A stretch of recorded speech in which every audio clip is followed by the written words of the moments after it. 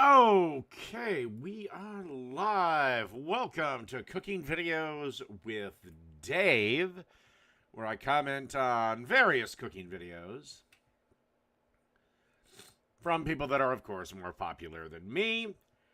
And today we got the Chorizo Pizza, best burger ever, and a whole bunch of shit in between. All right. Let's start. Barbecue. My name is Bradley Robinson, and today I'm going to show you how I made this. Hello, Beautiful, Josh. delicious, smoky, cheesy, scratch-made, amazing I'm stealing that. homemade dry-cured smoked chorizo turned into a pizza. Coming up.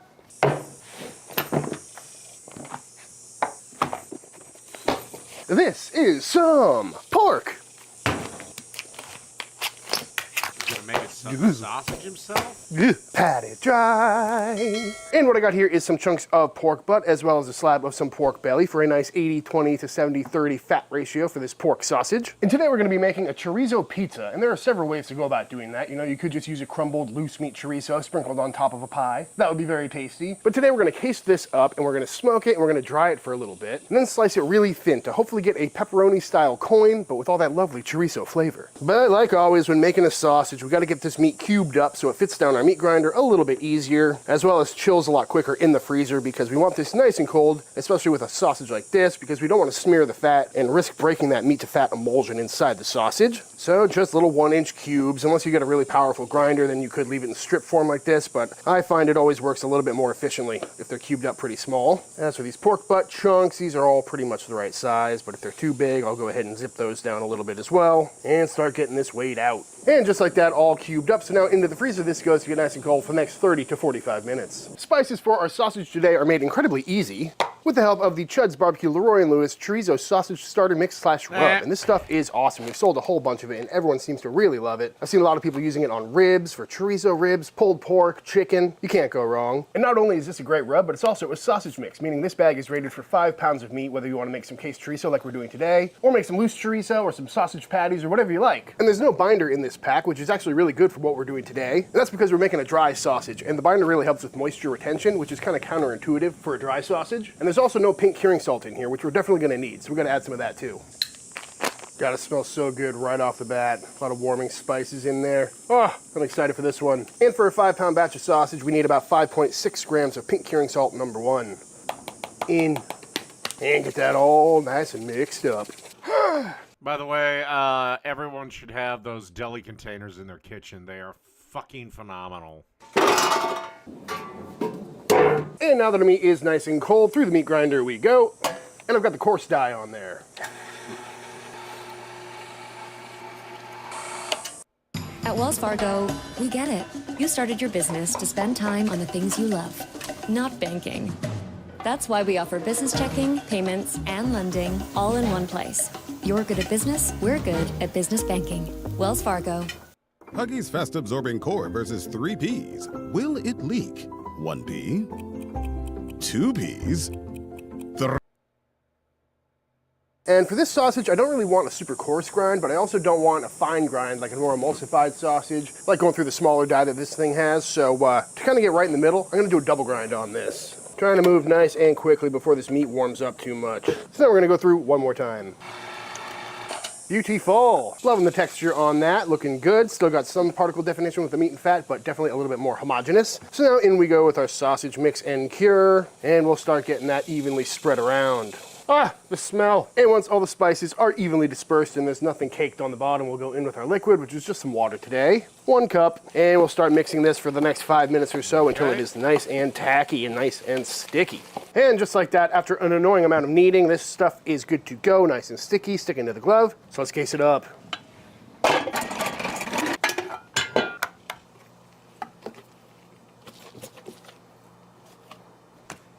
That's the only thing I hate about working with meat outside is the fucking bugs. Going on with some natural hog casings today. These are the 29 mil ones. Tie it off. Snip, le tip. And we case away. I'm gonna go pretty normal sized, I think. Maybe a little longer than usual. And roll it up. Link 2, twist it in the other direction. Link 3, twisty twisty. And link 4. So apparently he's doing 7 hours worth of work for one pizza. Twist that up. And we're gonna snip. Do our best to tie this end off. We're gonna go butcher style on these so we can hang them. So I'm gonna go ahead and take this and go right in the middle. Give that a twist and send one of these links right on through the middle. And there we go, all linked up. So cute. But now we repeat with the rest. Link 1, 2, 3, and 4. Beautiful. And just like that, all cased up, looking absolutely beautiful, nice and plump, no blowouts or anything like that. Loving the color of this. Kind of looks like a beef sausage, even though it's all pork, but with all those dark spices in there. Changes the look a little bit. But I got these on a wire rack on a tray, and I'm gonna park this in the fridge overnight to let the cure do its work, let the salt penetrate the meat and all the spices hydrate and all that good stuff. So we'll check back in on these tomorrow. This video is brought to you by Averon. Averon is pioneering fitness and All right, I'm skipping his ad.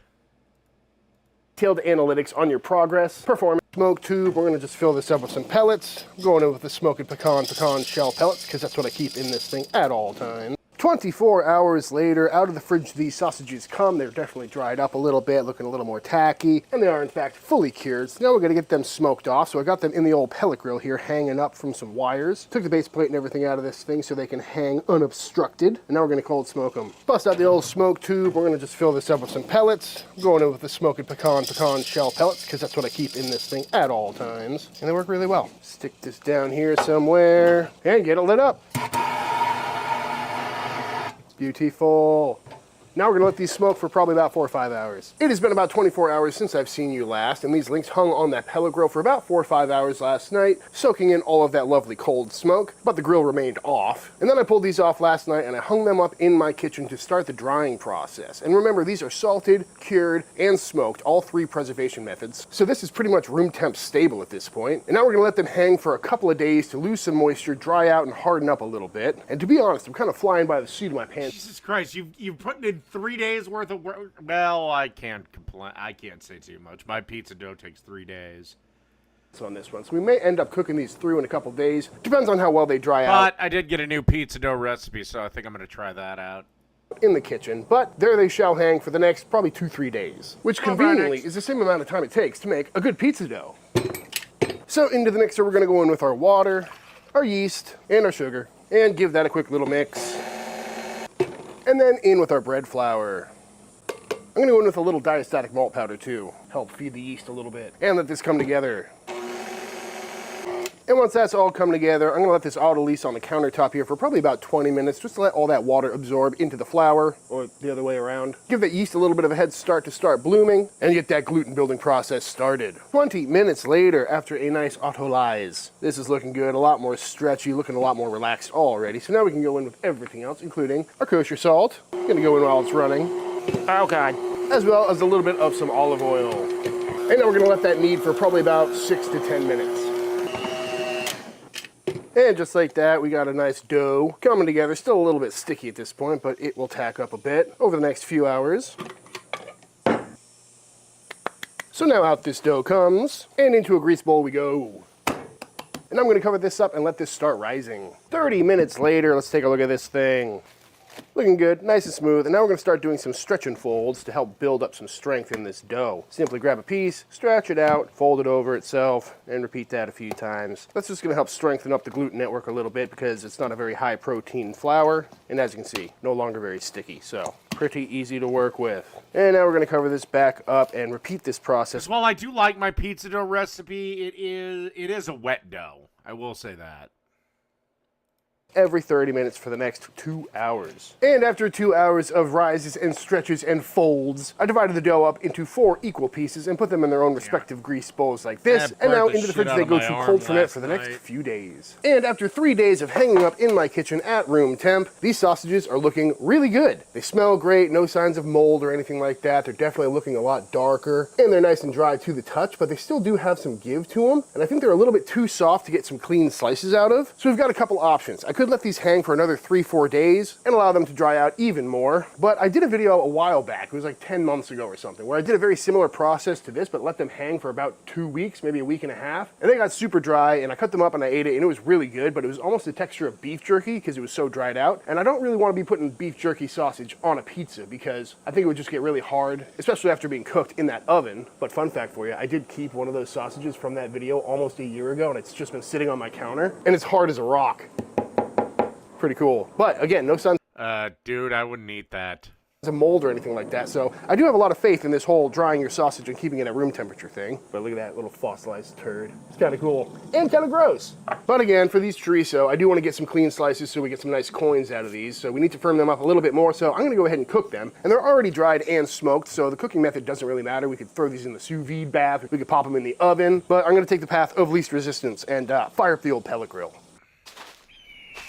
Where there was slow, now there's fast. Boop. Got the old Yoder fired up to 195 degrees. All right. Well, actually it's 185, my bad. But on we go with these links. Got them on the wire rack to make sure they are nice and clean. And we're just gonna give them a nice gentle cook and slowly bring them up to an internal temperature of about 150 degrees. Make sure none of them are touching. Maybe get a little extra smoke flavor on them. I'm okay with that, but shouldn't take long. And just like that, about 45 minutes later, these have come up to temp of 150 degrees and are looking nice and plump, greased out a little bit, but very firm, nice and turgid, exactly what we're looking for. So now into an ice bath they go to halt the cooking process, make sure those casings are nice and snappy, and rapidly cool these down. By the way, if you've never had smoked bratwurst and you have a smoker, do it immediately.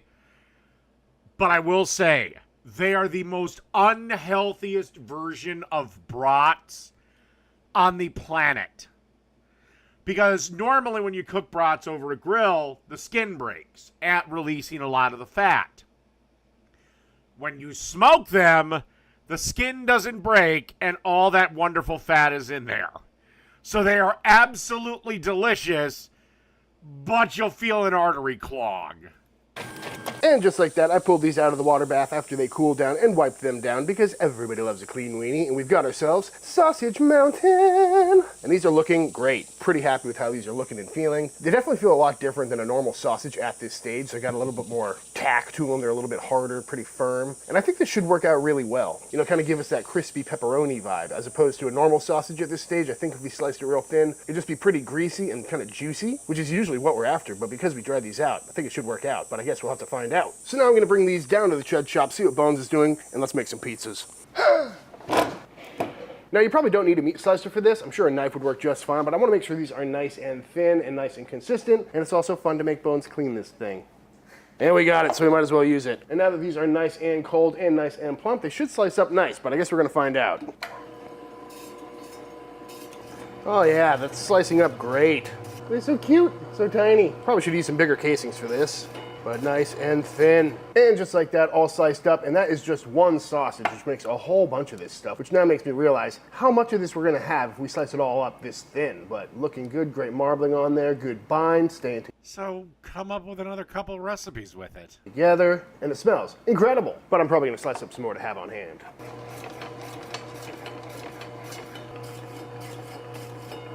And just like that, after a whole bunch of meat slicing, we got ourselves a whole bunch of some scratch-made smoky chorizo coins that should work out perfectly on some pizzas, but I'm very happy with how these came out. And the smell is so good. Next up, let's knock out a quick pizza sauce.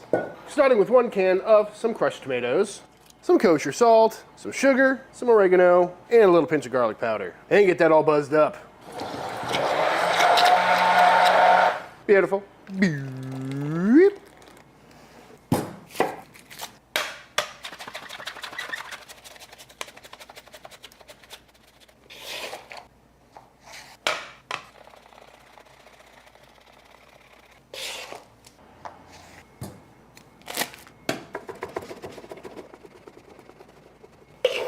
All right, that I might have used the hand one for because it's a wet cheese. This I just would have used my food processor for.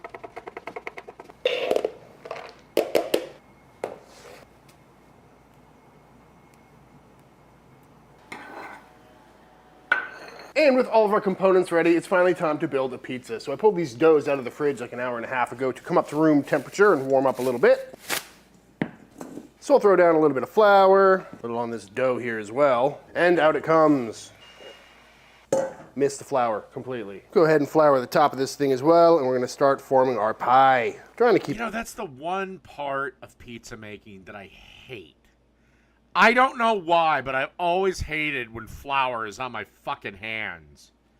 I need to buy gloves or something. Bit nice and round. But we're gonna form the crust, and then start pressing out from the inside. Well, from the middle. And we'll start trying to get this thing stretched out. Judging by the weight of this dough, it's probably gonna be about a 14-incher. But I guess we're about to find out. Very easy dough to work with, though. Well, it would appear that I made this a little too big, and it's a little too big for this peel. So I'm gonna go ahead and bust out the old pizza screen. Love this trick, makes life a lot easier, especially on the oven that barely fits a big pizza. So I'm gonna hit this with some semolina, just for good measure, and we'll get our dough on there.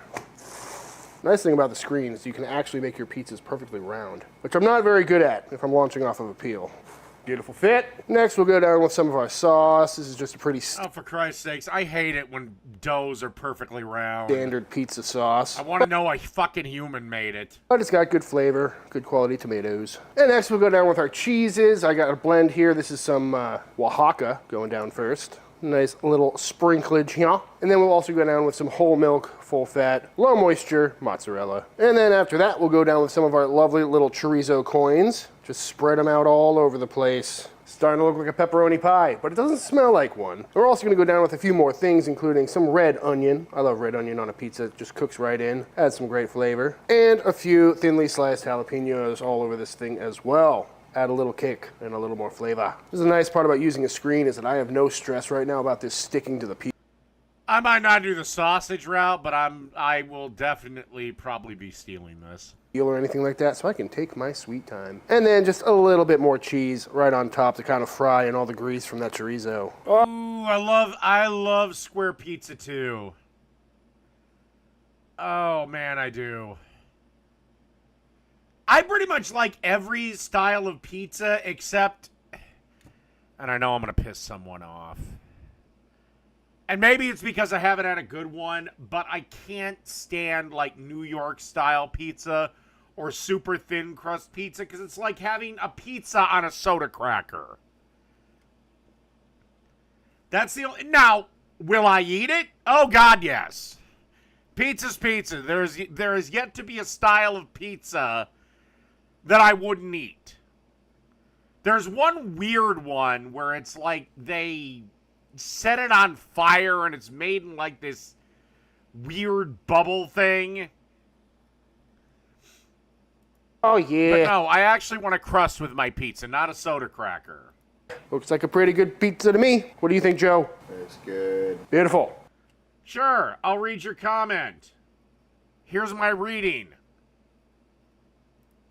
You're now on a 24 timeout for being stupid. Let's go out to the oven. Got the old Gosney dome fired up, rocking right around 650 right now, and in we go with this beautiful pizza.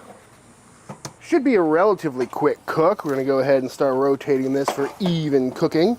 And after a few minutes, once that bottom cooks a little bit, we should be able to get it off. Yeah, that's the only really unfair advantage that pizza places have when you order pizza. They have an oven that's designed for pizza. You're sitting at home with your oven that's not. The rack to make sure we get some really good browning. It's a good looking pie. It's been a couple of minutes. It should be cooked on the bottom, so I'm gonna try and weasel this thing off the rack here. Beauty. Nice. Starting to get some nice browning on that crust. Cheese is starting to bubble, and it smells incredible. And just like that, I'm calling this pizza done. So out it comes. Not a bad looking pizza, if you ask me, folks. That looks real nice. Not too bad at all. Smells so good. All that meat on there, all that cheese, bones. From here on in, it's one battle after another. Leonardo DiCaprio, one battle after another.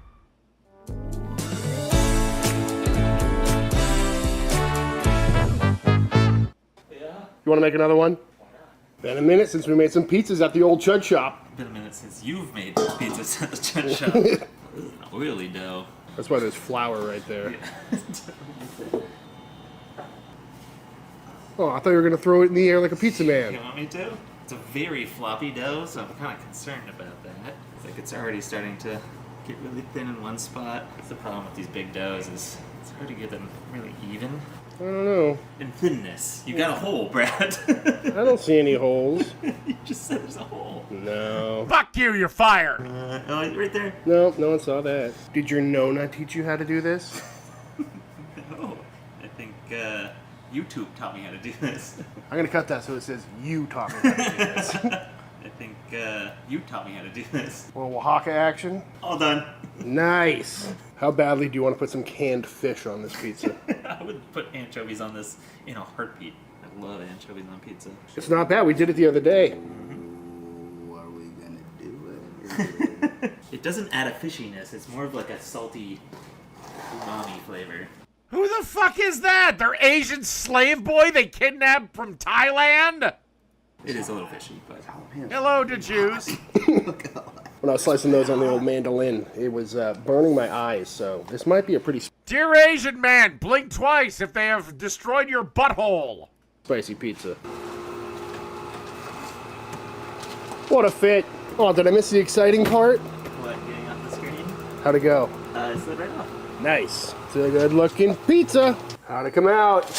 Beautiful. Yeah. Nice toastage. And to finish these off, we're gonna go down with a little dusting of some cotija I cheese. gotta do that. I gotta get a pizza oven. Like a real one.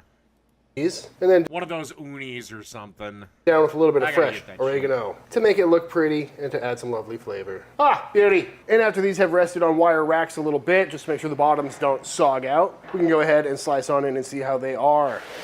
Sounds good. It's a good looking pie. Boys, would you like to try some chorizo pizza? Let's do it. Let's go for it. Good looking slice, holds up. A little bit of flop on there. Not the best color on the bottom, but passable for sure. Yeah, hold up. Ooh. Oh, God. Oh, they did the triangle move. No, no, no, no, no, no, no, no, no, no, no, no, no, no. That's not how you eat pizza. You two hand in your man cards. He gets to keep his. That's a good pie right there. It's weird. It has Wait, no. Fuck it. hint of pepperoni, but it's definitely Well, maybe fuck it. It's very reminiscent of pepperoni in the texture and like what it does to the pizza with the greasing out and stuff like that, but it's got a completely different flavor profile. Then it ends up tasting a lot sweeter. Almost like the sauce is not just tomato sauce, but it is. Like faintly barbecue, but not barbecue sauce. Yeah, the smoke on the chorizo mixed with the tomato sauce, I could see it going barbecue in your mind. Yeah. Have you had the Hormel makes a I've chorizo? seen it. That was kind of what got us thinking about this in the first place, but I've had it, and it tastes nothing like chorizo. really, Not at all. So this is a nice surprise. that's really good. Nice little crunch from the onion What and does the Hormel make? A chorizo pizza sauce? jalapeno too. Get a little texture. Background heat from those pinos too. Yeah, that's really nice. I kind of like that dough too. It's fluffy yet thin. Works really well. I like this dough for pizzas with a lot of toppings on there too, because it just holds up really well. You know? The one with there's that secret hole we were talking about. Let's try that again. It just holds up to toppings really well. That's what we're getting at. I think if the dough was a little colder, I think it would stretch more evenly because it was so warm. It just like the parts just kind of stretched how I wanted. Yeah, when I pulled it out of the fridge to come up to room temp, I forgot about the fact that it was going to be sitting in my truck while I ran some errands on the way here. So probably got a little warmer. With the color on the crust right there, it's really nice. It kind of has that like artisan bread kind of crust to the side there. I do like the color of the crust, God. I've struggled with that in the past, having really blonde crusts, but I put a little diastatic malt powder in this time. Maybe that helped. What's the ratio, the meat to fat ratio for the chorizo? Somewhere in the ballpark of 70-30. It's not like pooling greasing everywhere though, which is nice. Yeah. Nice. I did a double grind on it too, so there's not too much big chunkage in there, but it's also not emulsified, and there's no binder in there either. So I'm really glad. I was worried that it was going to grease out a lot because of the lack of binder, but No, it was perfect. I'm glad I made a lot of that chorizo. It was a long time on that meat slicer, but it'll last for a good long while when it's vac sealed and in the freezer. It was funny, we were tasting these when they were coming off the meat slicer, and they weren't super pungent. But once heated up, all those like warming spice notes in the chorizo, like the clove and cinnamon and whatnot. All right, basically they're just jerking each other off right now.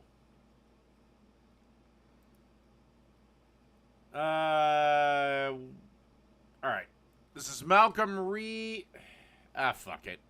Malcolm Reed's grilled skirt steak from Royal Oak Charcoal. Now these little delicious sandwiches right here are called skirt steak sliders. Look how cheesy that is. Got a little horseradish creamy sauce on it. You know it's good. Let's get to cooking. So I looked up and found this beautiful skirt steak at my local Kroger. I don't see skirt steak a lot there, but check this dude out. It's thick, nice marbling. I just want to get it over some hot coals today. So we're going to keep it really simple. I'm just going to put salt and pepper on it. I've got some coarse salt, some coarse ground black pepper. That's my... All right, I'll be right back. I have to take a whiz.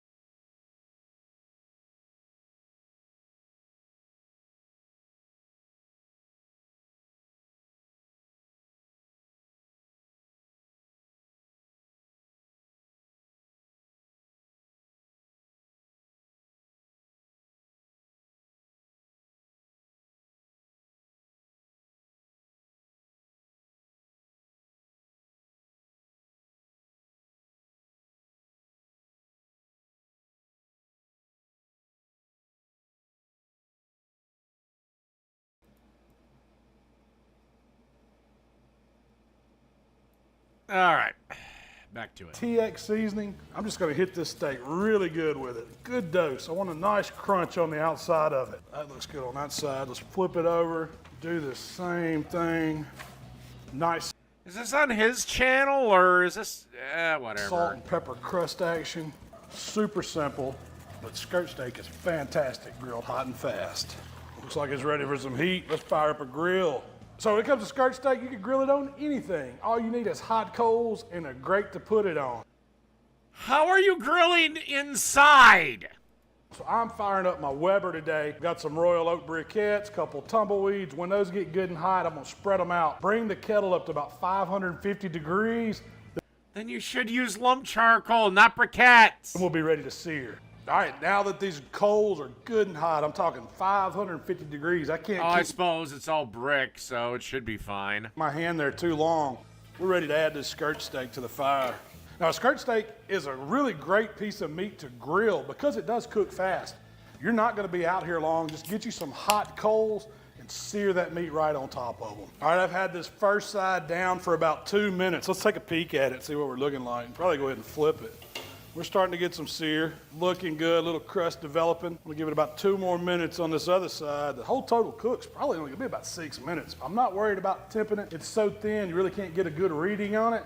You just gotta go by feel when you're grilling a piece of skirt steak. Y'all can see that meat juice coming up to the top. That's what I wanna see. That lets me know it's getting close, y'all. It starts coming to the surface. Let's flip it over. A little more char on that back side. And that's all there is to the grill. I mean, I'm talking fast. We were on there maybe 7.5, 8 minutes. And now you just wanna let it it's rest steak. before we slice it up. All right, I let that skirt steak rest for about 7 minutes, just sitting here in the pan. I'm gonna save those juices because I want to do some sopping. You gotta remember. Also, if you want your fucking Thanksgiving turkey to be the talk of your family, let that fucker rest for as long as you cooked it. Trust me, you're going to make gravy. The piping hot gravy will finish off the turkey. That grain runs across. Not finish it off, but reheat it. Sorry. it. So you don't want to just go to slicing it like this. It's going to be tough. You got to break it down a little bit. You can break it down into whatever size strips you want. I'm going to go about like this. Be about perfect. So we're going to just cut individual little pieces with the grain at first. That way it'll let me come back and slice it. That little thin piece, that's going to be my piece. I get to test on. Now when I slice it, I want to go across the grain. Remember, the grain's running this way. So my slices are going to go like this. And since it's a thin cut of meat anyway, I'm going to skew my knife a little to get me a little more length out. Yeah, so about we a might 45 start degree. back here. Oh. I'm just going to keep it shallow and cut it into strips. Now look at this. Okay, my strips are usually a little bit thinner than that, or a little bit littler than that. That is beautiful, I may have y'all. to I didn't temp it. I was just going by feel. I would Good little technique. say that's about medium rare, how I would want to eat it. But look at that meat juice run. I got to stop for a second because I got to try this. Fresh off the grill, rested just a few minutes, cut thin. I'm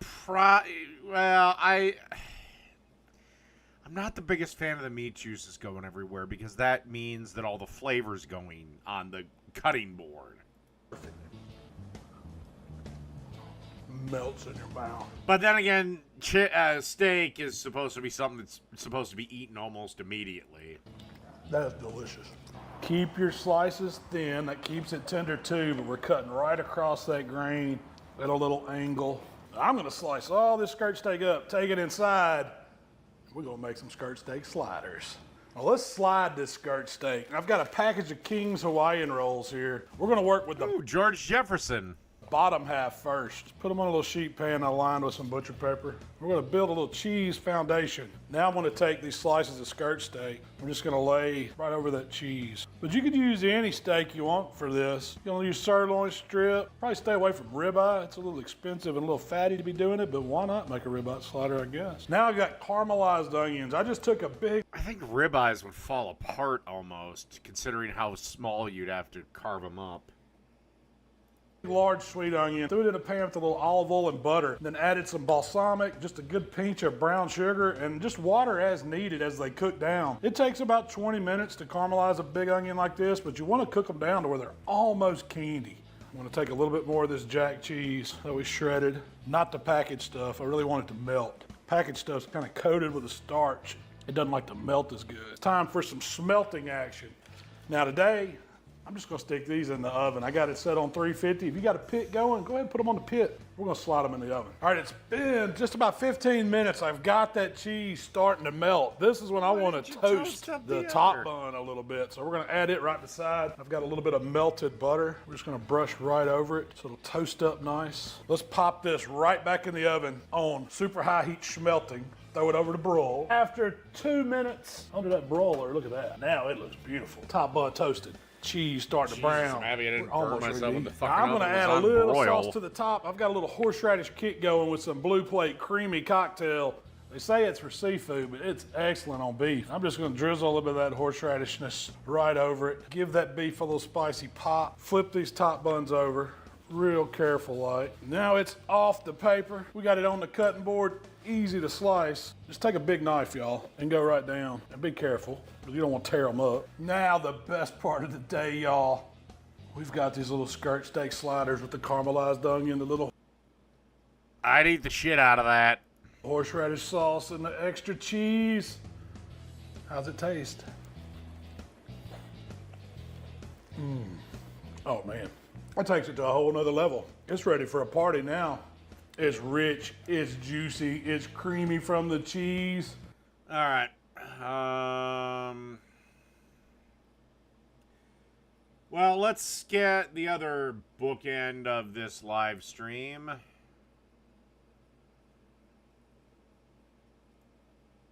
The best, greatest burger fucking ever. This video, I'm making fried onion smash burgers. Let's dive in. Okay, that looks delicious.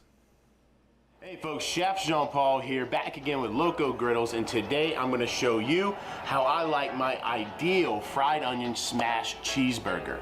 Now, this is a simple recipe with simple ingredients, but if done correctly with all the little tips and tricks I'm about to give you, I promise you, you're going to have a cheeseburger on your hands better than anyone you've had at any restaurant or backyard barbecue before. So, first things first, let's go over a couple key ingredients. You need a flat spatula or a burger turner. And another thing, you need something to smash your cheeseburger down with. That's gonna give you the really good connection with that when that meat sears on that griddle top. Lastly, I have some clarified butter. This is almost pure fat. It has a higher smoke point than butter alone because I've taken those milk solids out. This is just another little kind of chefy little tip that is gonna not only make your buns taste better than just regular butter, but also your cheeseburgers to really take on a whole different character than you would with just cooking oil alone. I got my griddle here. I want hot, fast sear. All right, I'm gonna turn 2 zones on to 450. This your bag, sir? What gave it away? Oh, you the Geico Gecko! I filed a claim for my car with the Geico app. And then I'm gonna put this other zone to 300, and that zone's gonna toast my buns. Lock this wheel in place so as we get grooving, the griddle don't get moving. One of the keys to a successful fried onion cheeseburger is the thinness of the onions that you are going to use in the burger. I think the best tool is a Japanese mandolin. You want them razor thin, as thin as you can actually get them, and you really can't do that with a knife alone. So I'm using a sweet yellow onion. I wouldn't use red onion. I wouldn't use a white onion. It's a little too mild. Yellow has a nice little sweetness to them. Now again, those are the only 2 onions I use on burgers, is either red or white. I never use yellow. Yellow is more for like stews and pastas and shit like that. Now you're gonna want to go a couple little test runs. So what I'm gonna do, I've adjusted my blade to where I think I'm gonna want them. I'm just gonna give a couple swipes. You see right there, that's still a little too thick for me. So I'm gonna tighten that up, give it a couple swipes. Now you see how they starting to become like translucent? Like I can almost read through the onion. That's looking pretty good. Honestly, but if it has a guard, use it. And also, this is one of the few pieces of cooking equipment, if I've even got a buzz, I don't use, because you will end up in the fucking hospital. Because you just took every fucking tip of every finger off. Now that's thin. That's razor thin right there. That's at least as thin as you want to get them right there. So I'm just taking my whole onion and just run it on that mandolin. Just be careful with your fingers here. I really like to devote at least 1 onion to 2 patties. This is the better part of 2 whole onions. Dude, I mean, I don't mind onions. I don't mind onions, but 1 entire onion per a 3-ounce smash burger patty? Slice really thin. Now this is a 1 pound. I mean, unless you're going to cook the damned burgers on onions, like White Castle does. Packet of ground chuck. It's an 80-20 blend. What we want to do here is just divide this into quarters. And you can just take your knife. It doesn't have to be. So 4 ounces. That's still too many onions. Exact. Just go through half and then go through the other half. Go through the other half. And that's about gonna be my patties. Now what I want to do, I don't want to really rough them up, but I do want to. Maybe this is just me, but I always use a kitchen scale when I make burgers. Get them into a. So I know each patty is exactly 4 ounces, because if they're all the same weight, they're going to cook at the same time. They're going to be done at the same time. Common sense. Ball. All right, the griddle is hot. It's ready to go. Now what I like to do is I like to season my patties with just salt in the beginning. All right, that's looking pretty good. Now what I like to do. You can't season them once they're fucking cooked. Okay, this guy is starting to piss me off. Before I get cooking, I like to just take my burger press right here, give it a little greasing. I don't like a lot of fat on my griddle when I'm cooking smash burgers, so I'm literally just going to use a brush, get a nice lacquer, a better lack of words, there. And then we're gonna go straight on, all 4, 2, 3, 4. Now with the onions, I'm gonna spread them out, right? They're gonna go right on top of each one. Then that they fall to the side, and then on with the burger press. And just really need to give it. That's about the same thickness as my patties. And I'm not going for smash burgers.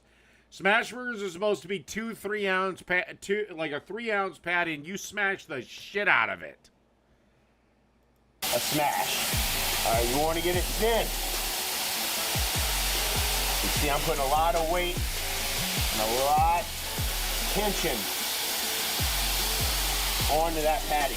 Now what I will Hold right there. Do not skip through. You've got to hear this. We're trying to hit 30,000 subscribers by the time Duck Camp Dinners Season 4 drops on this channel on YouTube. That's why I need you to like, subscribe, and turn those notifications on. And yeah, I don't care. I don't know what Duck Camp Dinners is, and I don't care. Did he actually do it? Well, if it was 20,000, then yes.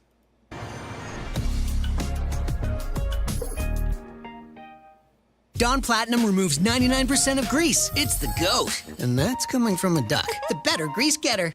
And then just give it a little bit of clarified butter right around and on top. All right, so my patties have been cooking for about 4 minutes. And as you can see, they're starting to kind of, this top part that hasn't touched the griddle, they're starting to turn gray and cooked. You can see it on 2 for sure, and then these are starting to happen right now. And that's when I want to really start looking at flipping these burgers. Give it a good scrape. I can feel that meat. Oh yeah, that's really where we want to be right there. I like to just scoop those onions up as well, if you want. Get them right back on top. Hit it with a little butter. A slice of cheese. It looks good. Oh yeah. A little butter. Slice of cheese. This one's got to be singing to me here. Oh yeah. At this point, once your cheese is on, you're ready to toast those buns. Honestly, if I was doing 4-ounce smash burgers, I'd probably do 2 slices of cheese. Normally, 4-ounce burgers, I do 1 slice, but I think I'd do 2. Good little drizzle just around. And one more right across. At this point, once my cheese is on, I like to add a little bit of pepper just to the top. Why? And I do that because I don't want to pepper the whole patty because the pepper will burn when doing this aggressive of a cook. So I want to. Oh yes, it's only hundreds of thousands of chefs and cooks and everyone else that salt and pepper. Fuck it.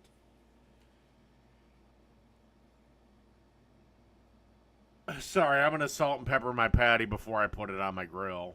Leave that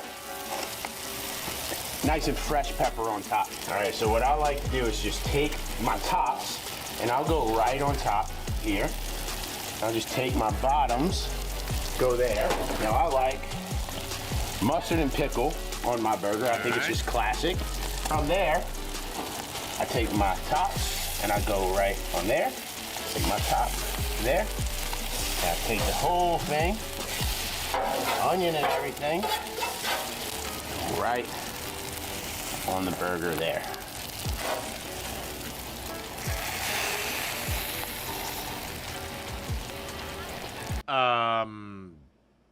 Could we have some mayo, maybe?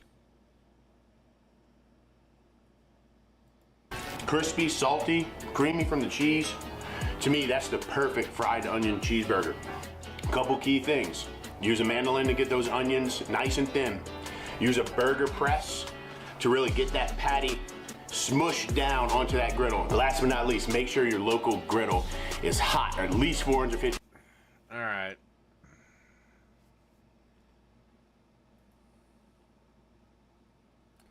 Sorry, that is not the best burger recipe. Sorry, it's not.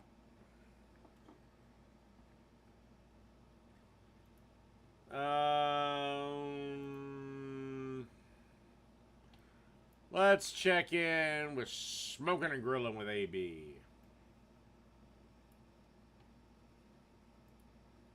VIP to get more than just savings with Geico. Every customer gets 24/7 fast-friendly claim support. Could I get a picture? Yeah, it's not like you run into animal celebrities every day. Stop! It's Doug the Pug! Doug! Get more than just savings. Get more with Geico. Look at that. Buy one, add one for $1. Get more than you expect for breakfast with new McFallion. Hey, welcome back, everybody. And guess what? You know what I'm making. We're making a real good meatloaf. Let's get it. All right, so what I did was I cleared my, my workstation off, right? I got my bell peppers right here. I've already diced down my onions, right? So first thing I'm gonna do is I'm gonna go ahead and hit bake because we want to preheat, right? We're gonna use 375, right? We hit this start, and there we have it. Real simple. Now I'm gonna go ahead and start cutting these, my veggies down. Now, I wanted to show you guys, you see how I save this? I'm gonna show you in just 1 second. Come over here. This is all good bell pepper. When I have enough of these, I use these in the recipe. You see what I'm saying? How fast do you go through bell peppers, my friend? All right, so now I put a medium flame underneath the bottom of this. You guys can use butter or what I'm using is an olive oil. Listen, this is an infused olive oil. This time I went with just full scallion. I usually use scallion or I use garlic infused, either one of those. But right now I just put this in here. Let me build up a little heat. And then what we're gonna do is we're gonna start with our onions and then our bell peppers. We just want to get them like translucent. All right, this is hot enough. Now we just go ahead and start with our onions. Now you guys can put them in all together, that's fine. But for me, something about the onion that tells me that it needs to just go a little bit further. You know what I mean? So I'll start there. All right, so onions get about a 60-second head start, right? Now I'm gonna come with my bell peppers. Okay. Now we're on our way to being translucent. They starting to soften up. I like the feel of these right now. Actually, just as a little tip, if you guys are paying attention to what you're doing, as you moving this around, you can just feel on top of your veggies, that it's starting to soften up. It's just a different feel to it. Yes, that's what we want, right? So I'm gonna let this go maybe for about another minute. Try to get everything down, concentrated towards the heat, right? Not stir it, nothing else right now. After one more minute, then we're gonna go ahead and put our garlic in. Now, once it looks like this, remember we wanna be translucent, soft, and all of that. I'm adding my minced garlic. I'll put it on top so I don't have to worry about burning. Now I'm gonna look at my fire, make sure I'm still at medium, which I am. And now we just go ahead and give this a whirl. Now listen, when we moving this around and that heat hits it, listen, this is gonna kick back some aromatics. That's just gonna make everybody in your household, extremely happy because they know something is happening. So now I'm gonna turn my fire off right now, right? We just move this around, let it absorb some of that. Actually, I forgot to tell you guys didn't see this. I added a little bit of butter to it. You know what I mean? Just put a tablespoon of butter in here also. If you guys are watching your salt intake, you guys can use, unsalted butter. I went ahead and did a salted butter. You know what I mean? Turned everything off. I always use salted butter. Look at There's not that much salt in it. this right here. I wish you guys can smell it. All right, so notice what I did. Now, remember I had all my ingredients lined out? Listen, now I grab my crackers and I got my milk, right? What we're gonna do is we're gonna put our milk in here, but I'm gonna go ahead and just break these up. In actuality, you ain't gotta do this because once we put this milk in here, it's gonna get nice and soft anyway. So what we wanna do is just put this in here. I'm gonna set this off to the side. Usually takes about 5-6 minutes, for this to like thicken up the way I want it to be. This right here, you guys gonna like this little step right here, What right? the hell? So, go in here, add this, right? And I'm gonna just come here, just mix this up, and we're gonna let the crackers just go ahead and absorb, the milk, right? All right, so notice what I did. I've never done that for a meatloaf. I pulled everything up here that's getting ready to go in here on the meat, right? And then for you guys want to know what it looked like, once you get everything, once your crackers have absorbed all of the milk, this is what you get. This is gonna help with the binding and all of that too. And give it just I'm gonna wait, let you. Need another beer.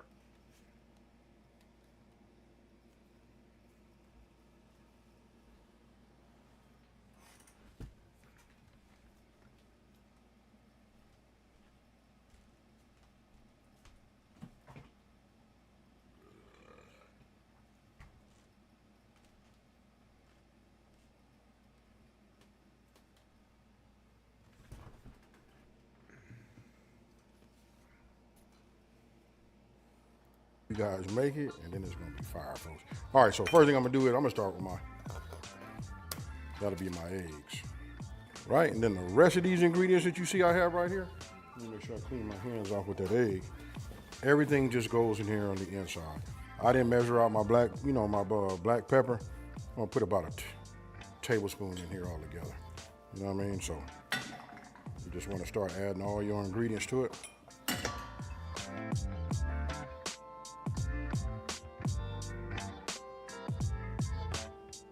So once we got everything in here, this is just all your ingredients. You got to get in there and you got to work this with your hands, folks. There's no other way I'm going to be able to tell you guys how to do it. So that means that egg that's in there, you know what I mean? We got to get in there. And then we don't want to overwork it, you know what I mean? So we just want to make sure that we get everything incorporated. You'll be able to see it by just looking at the ground beef, you know what I mean? But main thing is you don't want to just compact it. I kind of like just fold it over, keep doing that. Making sure that egg gets everywhere. You know what I mean? Because that's going to bring us some of that moisture and all of that. Now, once I got it halfway, I'm about halfway done, right?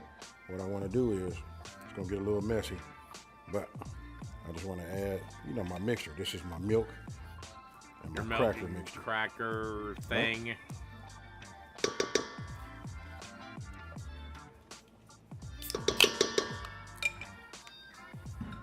Now we have that in there. Now we start to work that in also. Now once we got that worked in, the other half of the other will be good, right? It should be nice, moist. Look at that right there. Once we put this in the oven, folks. Fuck, I gotta go pee. I'll be right back.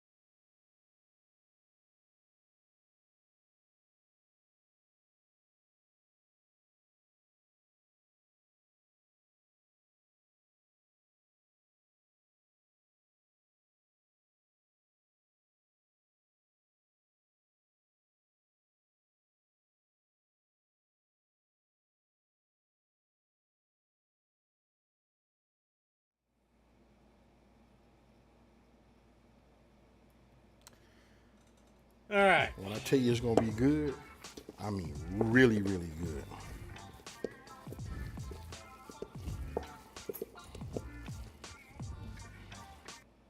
I checked Allstate first, saved hundreds on my car insurance.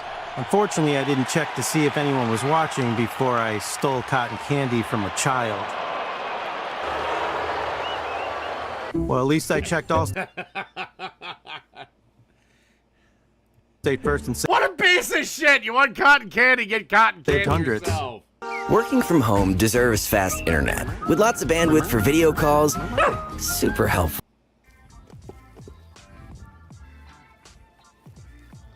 Now, we got it like that. Last but not least, our veggies. And you guys can put it all in there. I like to do it in these stages right here. I can tell you this way, we don't have no failure. We get complete success. Look at that right there. Remember all those flavors that we put together and how they cook together?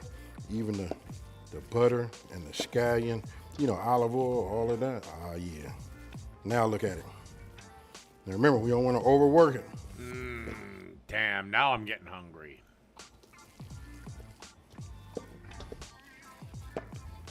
Now, don't that look like meatloaf? Okay, now once you have everything combined like I have, as you guys can see right here, right? Remember, we don't want to just overwork this. We don't want nothing to be too, if it becomes too dense, you know what I mean? It just be no bueno. It'll be dense when you taste it. You hit it with the fork. We want it to still be moist and all of that, right? So what I have right here is a baking sheet. I got a rubber, you know, one of these mats on here. Listen, those who doing dishes, you guys would love these because listen, nothing sticks to this.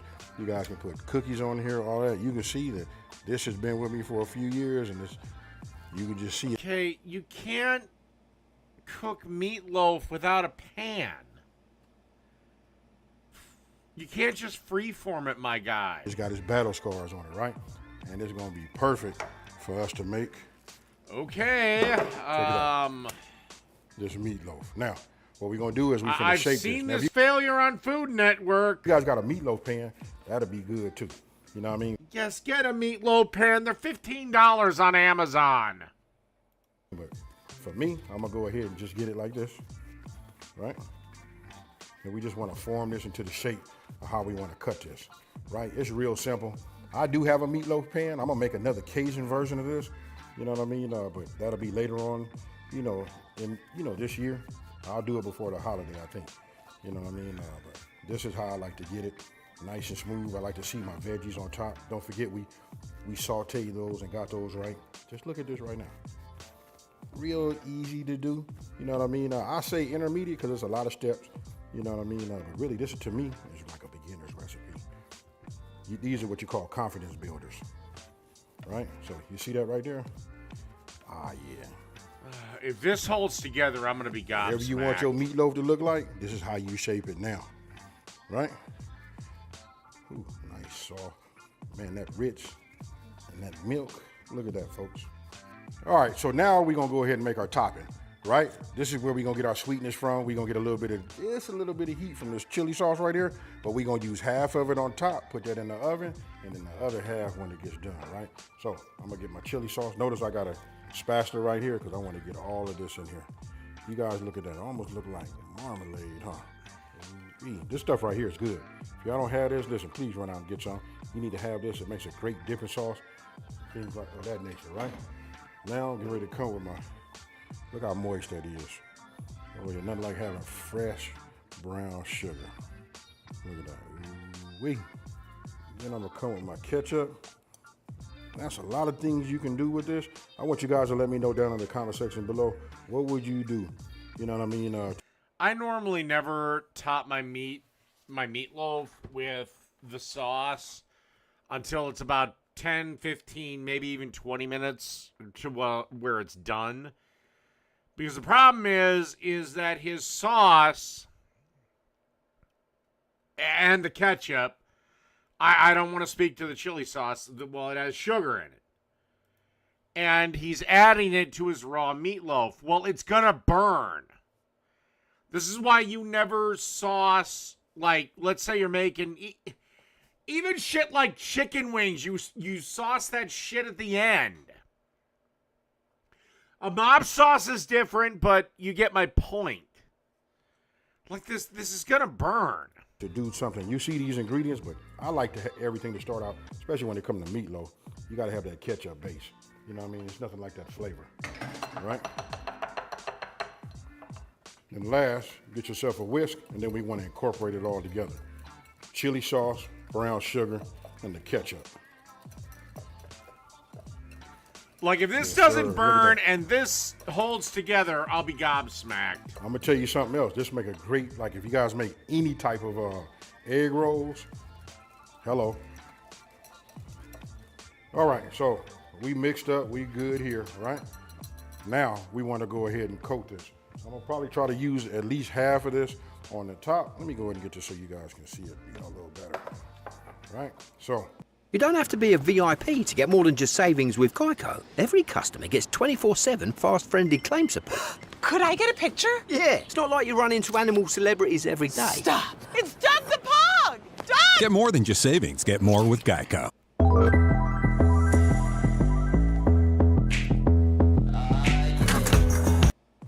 I got my brush here. Just come over here to the top. Let's just go ahead and get some of this on here first.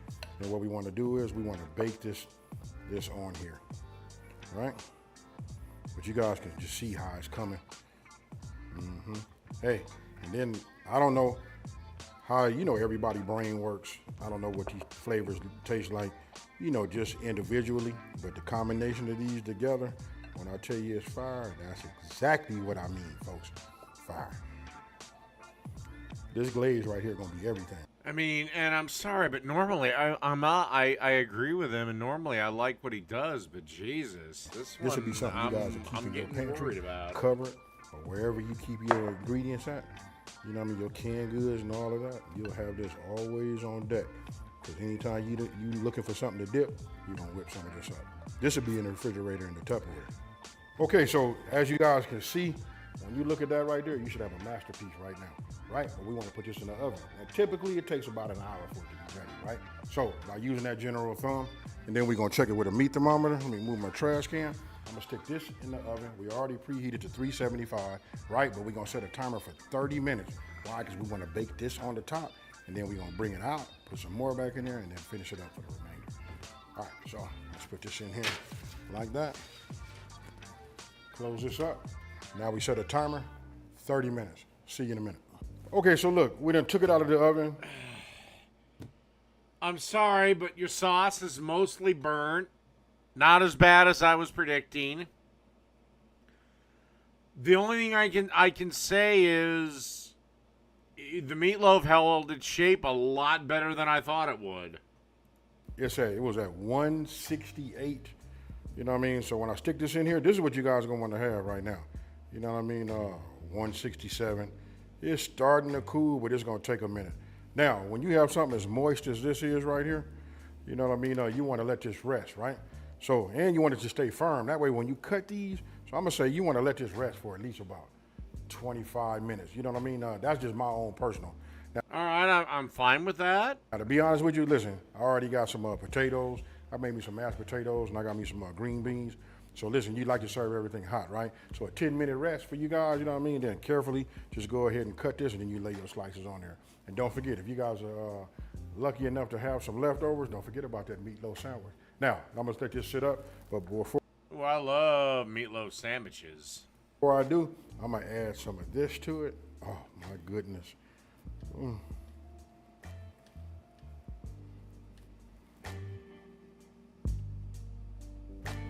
I hate peas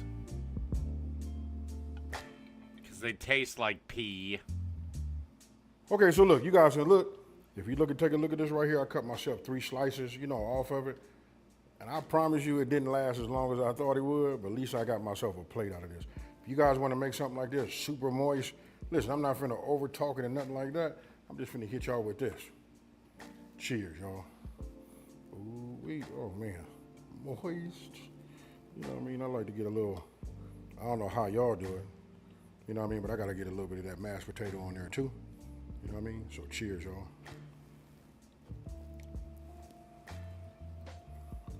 All right.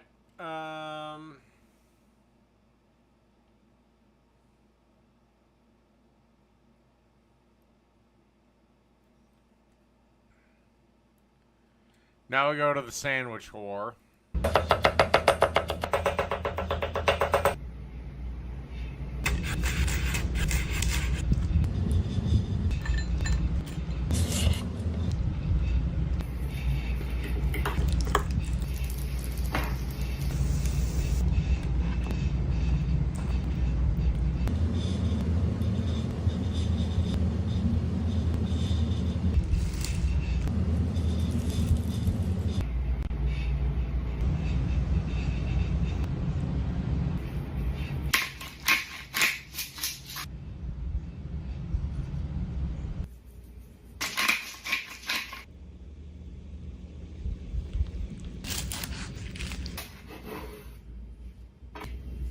Perfect. Here you go. Thank you for that.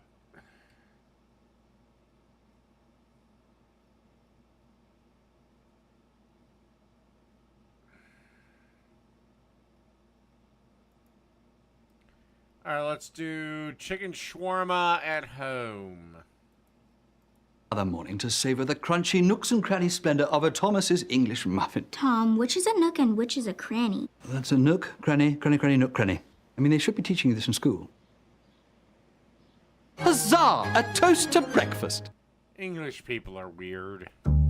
Huggies front blowout blocker versus chocolate syrup. Will it blow out? Open the lines. No. Out. A super easy chicken shawarma sandwich at home, no spigot needed.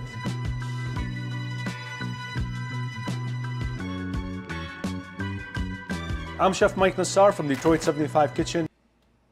First, we arrest Loki, then shawarma.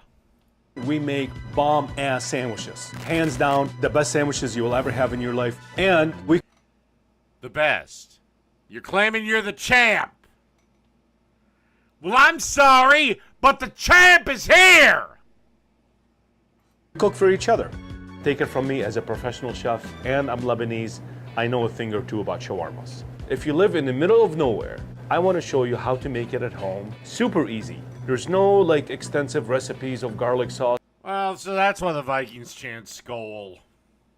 And whipping the garlic sauce for 10 minutes, and we're not gonna cook it on a spigot. We're gonna skip all this bullshit. This is a video for anybody to make a really good chicken shawarma at home. Easy as 1, 2, 3. Let's get to it.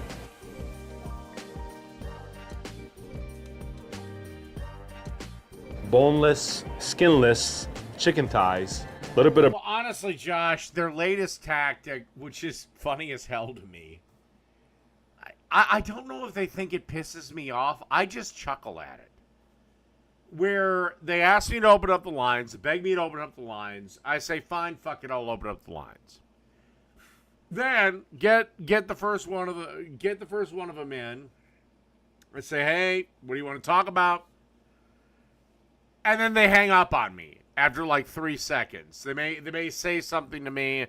If they do, I don't know if they have a saying. If they do, I forgot what it was. And then they hang up on me. And they think this is somehow going to enrage me. I didn't want to talk to you in the first place. It's this is the best you got? Buttermilk, a couple cloves of garlic. Get yourself one of these things. Or you can just smash them right on the counter. I don't care. A little bit of salt, a little bit of... I just buy a jar of pre-minced garlic. It's fine. Several restaurants use it. Pepper, chicken shawarma spice. So this is the tricky part, and I think this is why a lot of people are discouraged to make it at home. You're gonna spend, $40, $50 on different spices just to make one dish. It really doesn't make... I think they honestly think I'm gonna somehow break down and be like, please talk to me!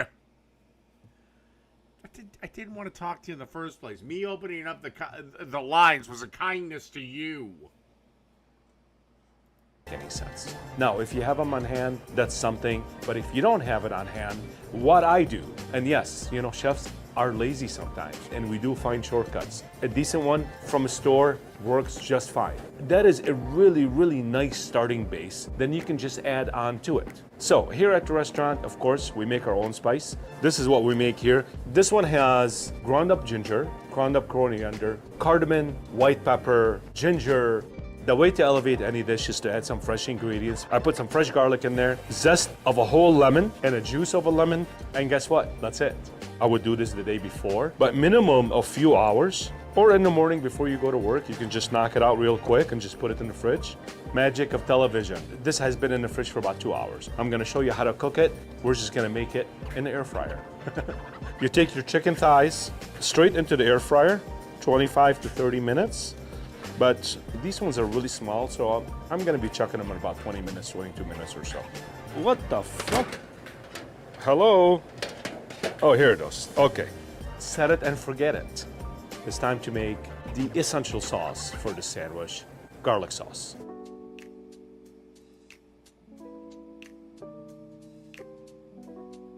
There's a lot of recipes out there that are really like time-consuming recipes. I'm not into that, all right? So I'm here to show you a 2-minute garlic sauce that you can leave in the fridge and you can literally dip anything you want in there. This is just a household Cuisinart. What the fuck's wrong with me today?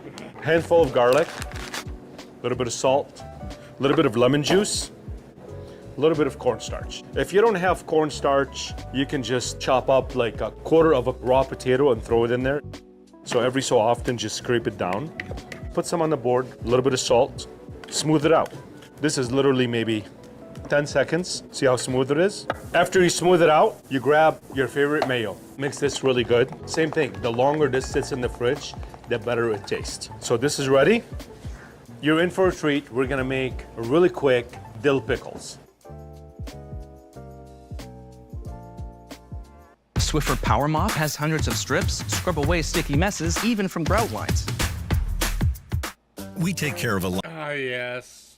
Deli container. of things at Tires Plus, like brakes, alignments, and oil changes. They can do that, but they can't handle fucking being in the microwave. But before we do anything with your vehicle, A garlic dill pickle is one of the main ingredients inside of a shawarma sandwich. I wouldn't buy anything from a jar. You can, if you really want to, but I'm just saying, this is 5 minutes. 1 cup of water to 1 cup of white vinegar, a little bit of salt. We're just gonna let it boil. And in the meantime, grab yourself a jar, put some garlic in here, dried chilies, a couple of English cucumbers. You put them in here just like this. AKA seedless cucumbers. And if you have fresh dill, great. If you don't, the dry stuff works just fine. As soon as this comes to a boil, dump it over the English cucumbers. As soon as you pour the hot liquid in there, put the lid on it, just flip it upside down for a couple of minutes just to get the air bubbles out. We made the garlic sauce and pickled the pickles, and the chicken is almost done. All right, we still have about 4 minutes left. How can you tell when the chicken is done? Just get yourself one of these, man. Professional chefs use them all the time. There's no shame in it. We're looking for about 160, 165, and we're good. So we're at 170, 168, so we're done. While the chicken is cooling down, I'm going to warm up this electric griddle. We're gonna assemble the sandwiches and press them all right here. Then we're just gonna have some lunch. Let's assemble. All right, and while we're doing that, I am going to get a beer.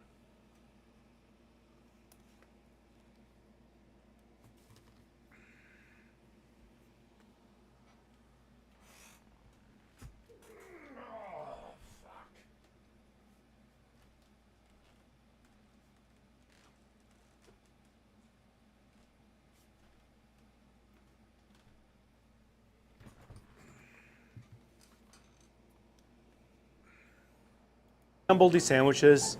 It really is that easy.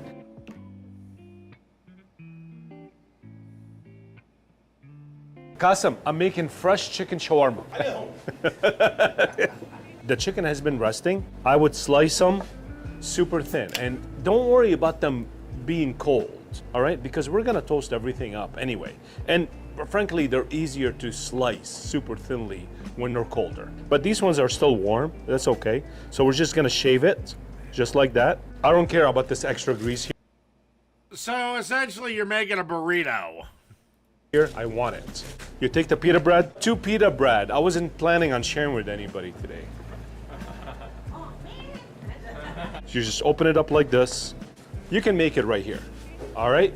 But because this is a smooth surface. You know, this is the one thing when you're in your working career. Working in a mom and pop place like this, it's cool because you can joke around. The owner knows your name. You know, you're a person to him. But benefits usually are kind of shitty. I work for a major corporation, and I know I'm just a fucking number to them. But Jesus, are the benefits fantastic. I just don't want the stuff to slide out while you're eating it. So I open it up to make the sandwich on the sticky side. Look, I have had Chick-fil-A fries, and they're damn good. I love a good waffle fry. This may just be coming down to splitting fucking cunt hairs on personal preference. Your garlic sauce, spread it around just like that. And a Lebanese version of it. I also love Chick-fil-A sauce. Chicken shawarma has French fries in it. Just few pieces of French fries just to soak up all that extra garlic sauce that we're gonna put in there. And believe me, it is absolutely delicious. Your garlic sauce, spread it around just like that. Now, it might seem like it's a lot, but we're putting a little bit of the fries in there to soak all that up. A little bit of French fries right at the bottom, just like that. Some chicken. Seriously, shawarma has goddamn... Okay, there's a shawarma place near me. Tomorrow I gotta go get some shawarma. And these pickles. Okay, so the easiest way to do this, you grab these, you fold them, you fold it. You grab this one, you fold over it, and as soon as you're here, it's like a burrito or an egg roll. You just tuck it in and you just roll it up. Just gonna use a little bit of cooking spray just for the first time because I don't want the bread to stick. You take these sandwiches, this end down. Just let them toast up. These take about 4 minutes to 5 minutes. Let them get really super crispy on the outside. These have been on here for about less than a minute or so. I'm just gonna flip them and I'll just keep flipping them as I go. I'm just gonna grab some weight and just put it on here. I just want them to get really crispy. A couple plates, a plate, a tray with a can of beans. It doesn't matter. It's just cooking, just have fun. You wanna see? Mm-hmm. Wow. Very nice, huh? Yes, yes, yes. As soon as you get to this point right here, where they're very nice and crispy, just like that, all right, it's time to pull them off. But now it's time to eat. Christmas in July. Ooh, I like Arby's curly fries too. For me, the fast food fry rankings is I've even said there's a place that beats McDonald's and it's Smash Burger. So for me, it's like Smash Burger, McDonald's.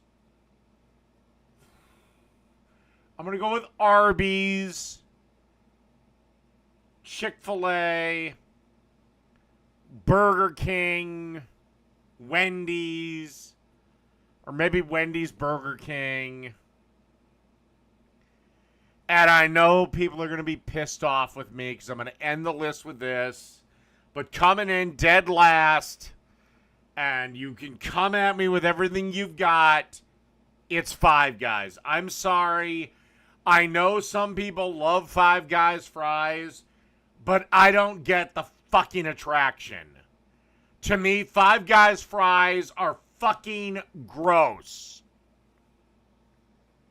I haven't had Rally's fries, so I have nothing to base it on.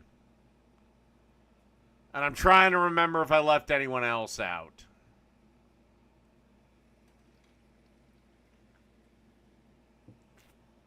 Not for fast food. But I'm sorry, I consider Five Guys, their fries, they're disgusting. I know some people love them, some people swear by them, but Jesus Christ, I fucking hate them.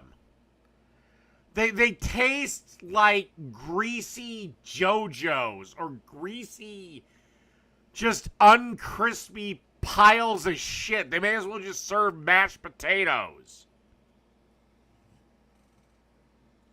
I haven't had Sonic, so I can't comment on their fries.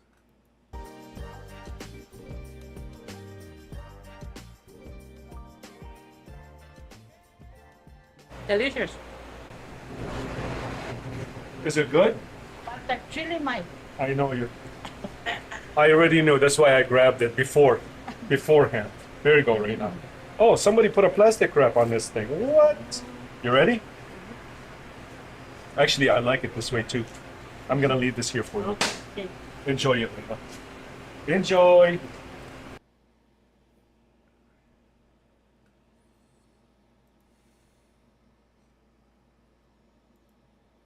Okay.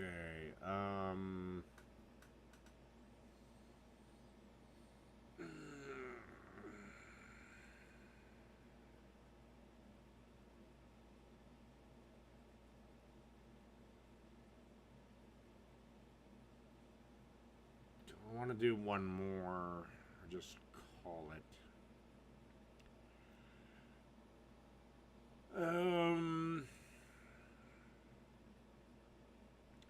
You know what? I'm just going to call it.